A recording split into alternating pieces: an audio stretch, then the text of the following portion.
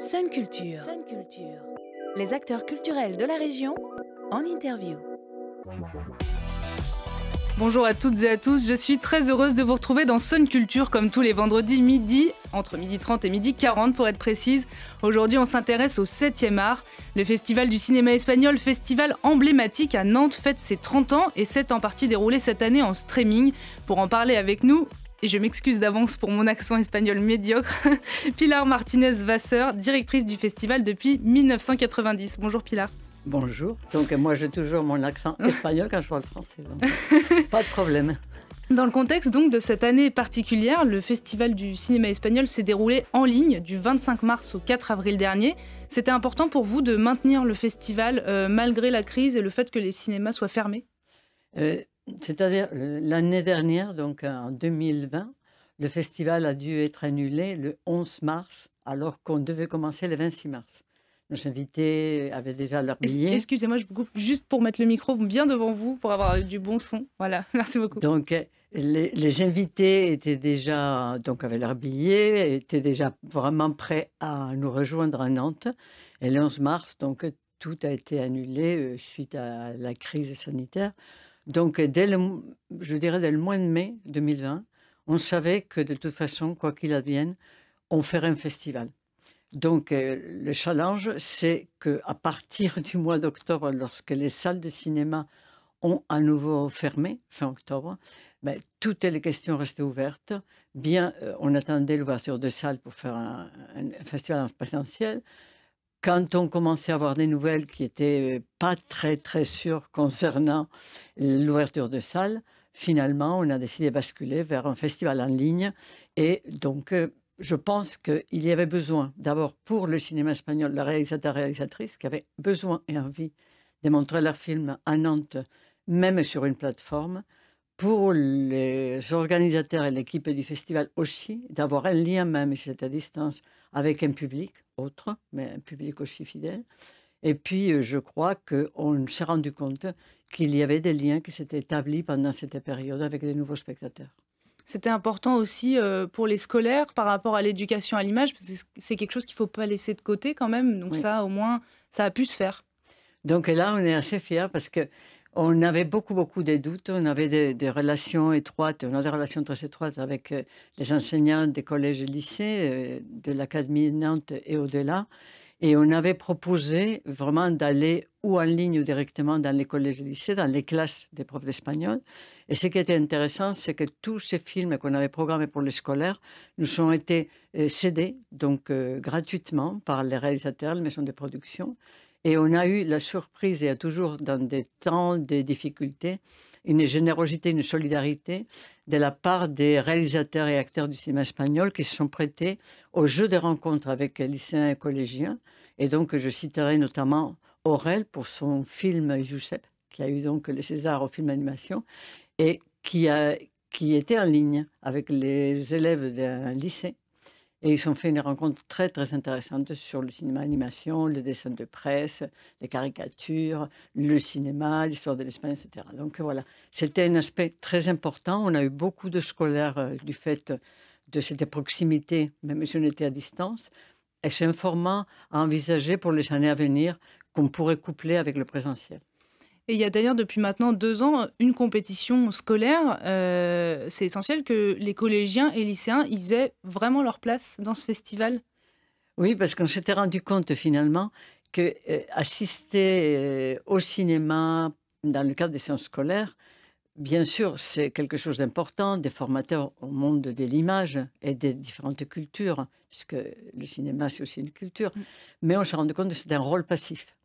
Et on a créé ce prix, et c'est intéressant parce que ce sont les profs dans différentes classes qui ont fait un choix. Donc aussi, il y avait le volontariat à la part des élèves.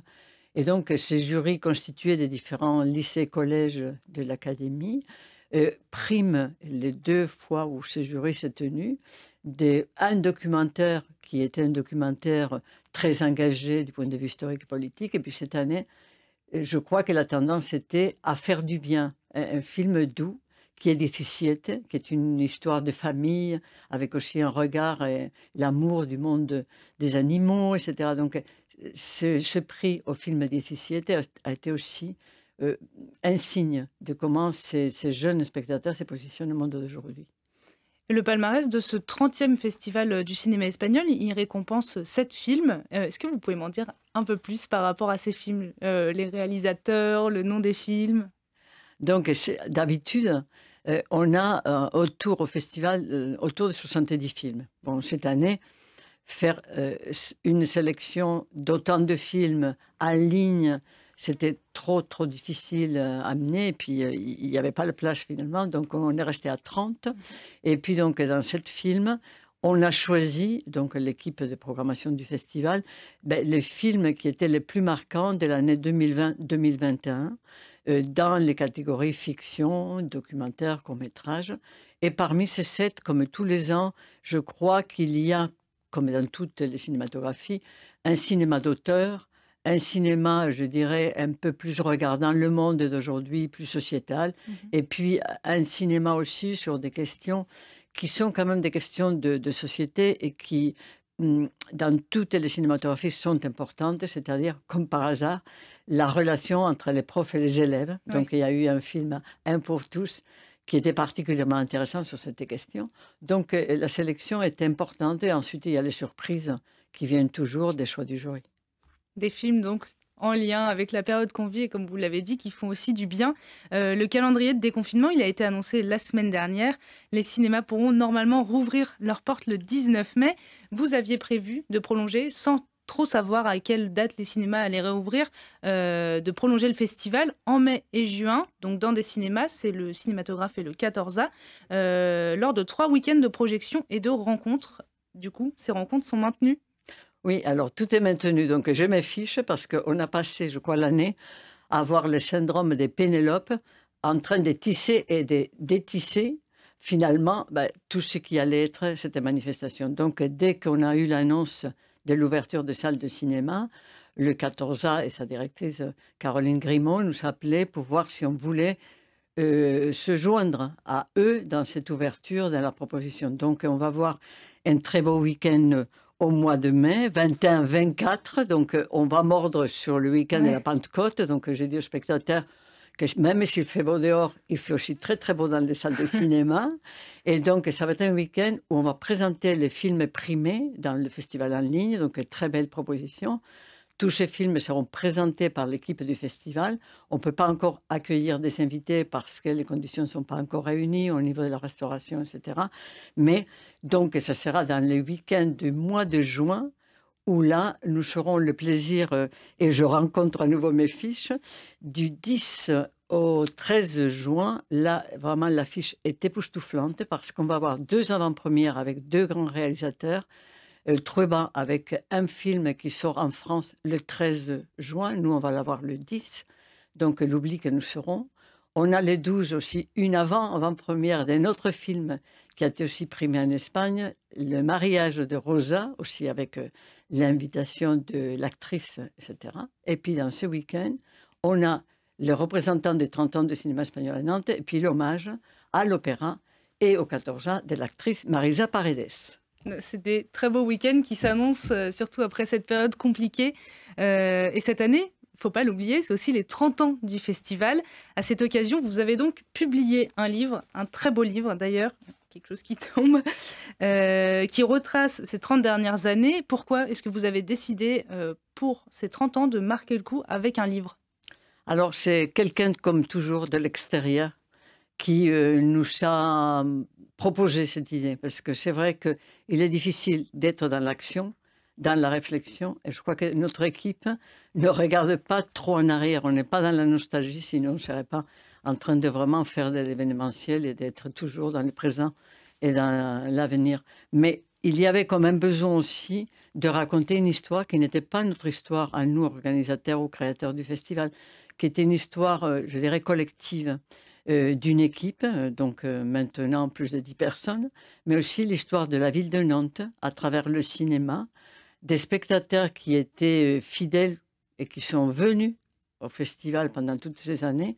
Et puis, en terminant un travail qui a été colossal de plus d'1 an, on s'est rendu compte, en le donnant aux lecteurs qui l'ont déjà acheté, puisqu'il est en vente dans toutes les librairies nantaises et à la FNAC, ce sont les spectateurs qui, dans leur retour, nous disent deux choses. La première, nous, on ne l'avait pas vue, vous racontez finalement l'histoire du cinéma espagnol de ces 30 dernières années, et les Espagnols l'ont perçu comme tel. Et puis autre chose que peut-être les lecteurs pourront retrouver, c'est que, paraît-il, la plupart des photos et des images collectives d'invités ou du public sont des photos où les gens rient ou sourient. Ça, on ne l'a pas fait exprès, puisque le photographe croque des moments, mais ce n'est pas l'obligation. Et donc, je crois qu'il y a cette idée que le Festival de cinéma espagnol de Nantes est aussi l'idée de festivité. C'est une fête, des rencontres avec le public. Et je crois que ces rencontres qu'on avait au 14A, à Cosmopolis, à l'Opéra, c'était des rencontres où le fait d'être ensemble pour partager ce que le cinéma propose de différents est aussi un moment de bonheur. Et donc, on espère le retrouver par les images. Donc, ce livre sera dédicacé par Marisa Paredes et tous les invités qui sont à l'intérieur de ces pages. Un festival donc qui fait du bien, et il y a encore plein de belles rencontres à faire pendant les 3 prochains week-ends. Merci beaucoup Pilar Martinez-Vasseur d'être venue dans les studios de Sun. Je rappelle que vous êtes directrice du Festival du cinéma espagnol qui fête ses 30 ans cette année. Et également, pour rappel, les rencontres auront lieu, vous l'avez dit, donc du 21 au 24 mai au 14A, du 10 au 13 juin au 14A également, mais aussi à l'Opéra de Graslin, et du 18 au 20 juin au Cinématographe. Sun Culture se termine. Merci beaucoup de nous avoir suivis. Vous pouvez comme toujours retrouver l'interview en replay et en vidéo sur le site et l'appli de Sun. Dans quelques instants, place à l'actualité avec le Flash Info de 13h. Et pour les amoureux du live, ne manquez surtout pas votre rendez-vous musical du vendredi. À 18h, la Nantaise Clem H viendra dans le Sun Music Addict pour vous faire danser sur sa musique électropop. Nous, on se retrouve la semaine prochaine pour une nouvelle rencontre culturelle. En attendant, prenez soin de vous et passez une très belle journée à l'écoute du son unique.